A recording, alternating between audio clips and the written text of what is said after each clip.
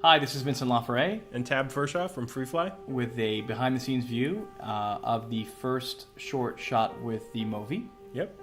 And what we really want to try to explain was why this is an important device and why it might just change things. If you can just see this last shot, Tab was running at full speed and the actual resulting shot is completely smooth. And one of the first things that I think any of us realize, whether we're shooting with an iPhone, a 5D Mark II, or just about any motion camera, is that it's actually really hard to stabilize, even when you're standing still, let alone when you're trying to do a pan or a tilt, let alone running or in a car. Yeah. And I think we've all dreamed of flying with our cameras and doing these incredible shots since we started in video. And some of you may know I shot with the 5D Mark II a few years ago, and I was very limited in the way I could move the camera. And this gimbal to me is kind of that bridge to allowing us to imagine a shot. Here we are on set and just discussing it, and within a relatively few minutes be able to execute it with a relatively small team of people. Yeah, and go down this staircase, which was incredibly tight,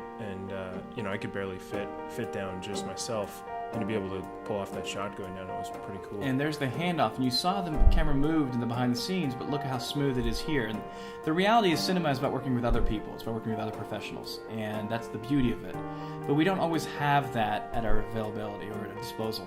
And in this case, if you have a gimbal operator that's solo, you can do a lot of stuff. But if you have a second operator as well, you can do even fancier takes like this, where you're just running through a variety of scenes and pulling off stuff that generally would take quite experienced levels of Steadicam operators or gear like jibs and sliders or even cable cams. Running down stairs like this and getting this kind of result is just not something you can generally do very easily. Yeah, I think that's an important thing that I really grew to love about this system is you separate the jobs of moving the camera and pointing the camera, and what that does is allows the person who's moving the camera, I can just focus on running and not tripping and falling. And Hugh's operating on the remote here, and he's focused completely on framing. So we divide the labor up, and I think the result is better for it. And what I wanted to do as well is I wanted to shoot the entire short with just this one device. So every shot you've seen in the resulting short was shot with the MōVI. And that was a key point. Here you see it on roller skates. And we're running after a cab, and when people see this shot, they're like, okay, I guess it's a Steadicam guy running really quick. And then the camera just places itself through the window, and one of the producers saw this said, well, where's the platform for the Steadicam guy to stand on to make this shot? How did you pull that off?